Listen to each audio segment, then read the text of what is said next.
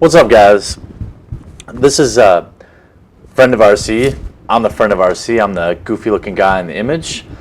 And you may recognize me from our other channel, RC Nightmare. The topic of today's episode is buying used RC cars. It really goes in conjunction with our previous episode, selling RC cars. Buying, selling. I had to decide if I wanted one 11-minute video or a couple 5-minuters. So I broke it up into two. Hope you're not pissed at me. So a lot of this stuff is really the reverse of the advice we gave when you want to sell your RC. So the first step, be realistic. Do your research. If you're looking to buy a used RC, you need to figure out a price and lock it in mentally. You need to go out to eBay, look at maybe the last 10, 20 auctions that ended. See what price, whatever RC you're looking for, is sold for. And use that as kind of a north. It's not necessarily the final price you're going to pay, or it's not a hard and fast rule that you shouldn't pay a penny more than that. It should just set your expectations. There's nothing worse than searching forever and ever for a mythic or a mystic deal that somebody told you about, or one random person got a stellar deal. Odds are that's not going to happen again. So set your expectations. If you're buying used nitro, that's a whole different game. So used electric, I'm usually okay with. Used nitro, there's almost no chance I'm putting any value on the motor that's in it. I don't care what they say. It doesn't matter if they said, ran it 3 times and I didn't like it, or everything runs great. You know what? It probably doesn't. So keep that in mind too. If you're buying used nitro, really devalue that motor.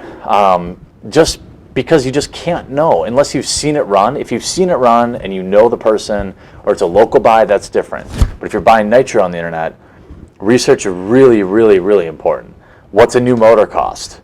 Because if you're buying, let's say, a T-Max or a nitro buggy or whatever, they're probably thinking, well, I've got a $200 motor in here, so I want at least $100 for that. Well, there's been many times I've gotten people contact me and say, I just bought this used nitro and the motor doesn't work. And then they're in the $200 anyway to replace it. And by the time they do that, they could have bought the car new. There was an example at the local hobby shop just recently. Somebody bought a Jado and for like $200 or something like that, and immediately had to put a new motor in it. So they could have just bought a brand new one. Anyway, I'm shooting off on a tangent here. So do your research, 1.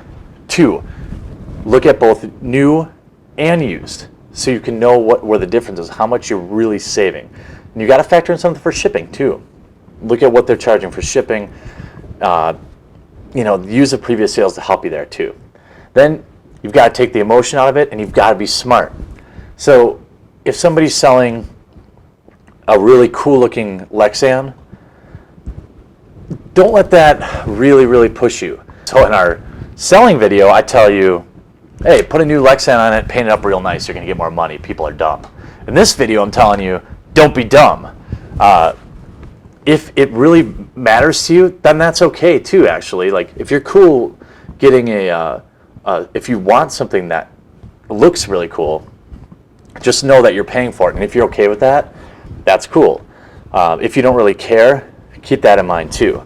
So don't get sucked in by a really pretty looking shell, because that's not what matters.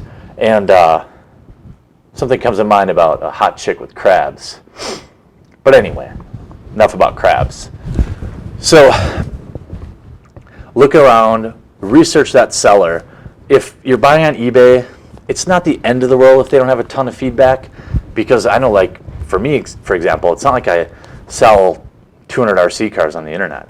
It might be one here, one there, so my feedback, I might have 5 or 10 feedbacks. But look out for weird negative things where they're like, wasn't as described, or I never got it, things like that. And don't be afraid to ask questions. That's another really important thing. If you're asking somebody, one thing, be courteous. So don't send them 30 freaking emails, like asking 1-sentence questions over and over and over again, because you know what? You're going to piss them off. I've been on the other end of that. It pisses me off. It's annoying. So line up your questions, make sure they make sense, they're spelled correctly, put the time into it. If you send them a nice email like that, one of two things is going to happen. Either they're not a good salesperson, or they're not really somebody you want to deal with. They're going to ignore it or give you a kind of a half-cocked reply. Or two, you're going to get a really nice reply. If you get a really nice reply, you probably know the person's legit, most of the time. It's okay to ask questions. It's really the seller's responsibility to answer most of your questions in the description. But also, you need to know, people do lie. I may have lied before. I might be lying right now. Just kidding. Or am I? Just kidding. Or am I? Yeah, I'm kidding. But if somebody tells you they've ran it 5 times, they might as well say 1 billion. I don't care how many times you ran it. Don't even ask that question, because nobody's going to be honest with you. The few people that are, you're just better off not worrying about it. And that's why I say forget about the motor. Unless it's brand new in a box, I put hardly any value on it at all. Ask them questions specifically. Ask for pictures if they didn't include it. If they really are trying to sell up a really nice nitro engine, they should probably have a video of it running then, because that's about the only way that I'll believe it runs. And even then, you're taking a risk. So I think I've dogged on nitro motors enough, right? Yeah, I think I have. So really, do your research, figure out how much it's worth. Keep in mind shipping. Take the emotion out of it. Again, just like selling, it's a business transaction. It's plastic and metal for paper. That's all it is. So don't get too jacked up if you miss out on a deal, or you really want one and you had to take a different one. It doesn't matter. It's just money for plastic.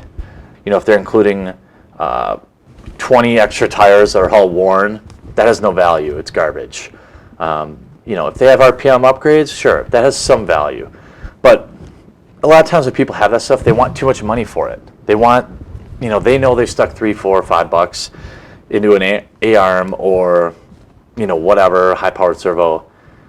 If you know going in that you're going to replace or upgrade that stuff anyway, then it's worthless in your mind. You have to look at what value does it have to you. And don't be afraid to offend people. One of the best pieces of advice that I ever got from a deal hunter, me personally, I don't have the patience for it. I just try to get the best deal I can and I move on. I waste a lot of money that way. My good friend Alan, you've seen him in some of our videos, he will wait painstakingly for the best deal. That drives me nuts, but at the end of the week, he's probably got more money in his pocket.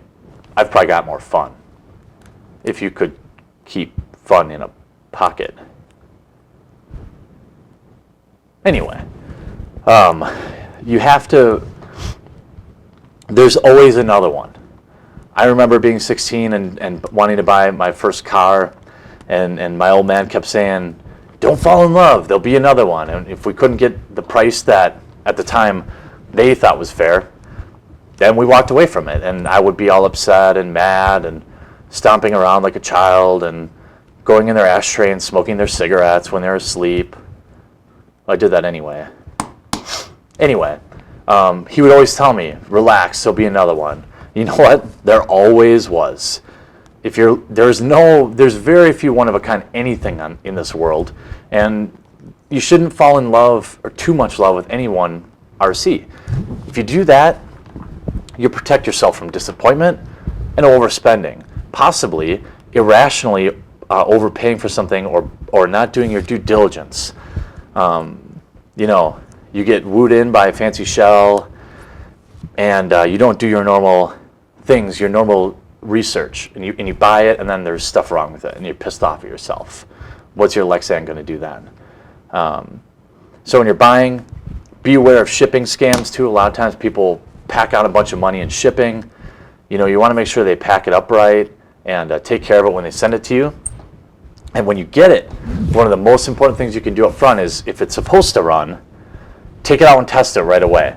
Because if you wait too long and you try to go back and say this thing isn't working, good luck. I've had two Mamba ESCs in a row. Both of these things are dead. Dead. Super pissed. You know what? It's my own damn fault. Bought them, waterproofed them, never tested them. They didn't work. I've waterproofed a lot of things in my life, never had a problem. These things were junk. I'm convinced of it. But I understand the other side of it. Castle says, hey, piss off. We don't know what you did to it. Tough. And I'm eating both of those, although, you know, they're going to repair them for a little bit of reduced cost. But anyway, the moral of that story, with keeping it short here, test it out. If you have a problem, be polite. Don't freak out. Write them give them nasty feedback and all this stuff. Just calm down. Calm down. A little calmer. A little more. Are you okay? Are you feeling better? Okay. Write them an email. Tell them what's going on. Most people will get it corrected. It's super frustrating, but it happens. There have been times that something was working when I put it in the box, I shipped it, and it wasn't working when it came out of the box. Did they break it and then just try to screw me? Maybe. But you're just better off. That's why I say when you sell stuff, you got to check it ahead of time. Make sure it works. I take a video, and I'm like, here, it's working. You know, take it. And you know what? I've never had anyone come back to me and say, my stuff doesn't work when I take it out of the box anymore. But before they did, buy and used RCs, keep your head screwed on straight, do your research, set a price in your head, and don't get too attached. There are a lot more things that I could tell you about buying used RCs, but a lot of them are just general buying used anything tips. So I hope this helped you. You know, if it's stuff you already knew, at least I hope that it helped remind you of some best practices. And if you know anyone who this video could help, our greatest compliment you can give to us is subscribing to our channel and also sharing our videos with other people.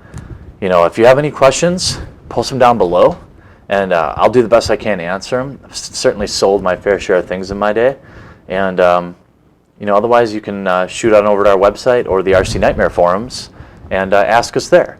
And I hope this video was enjoyed by all. Have a great night.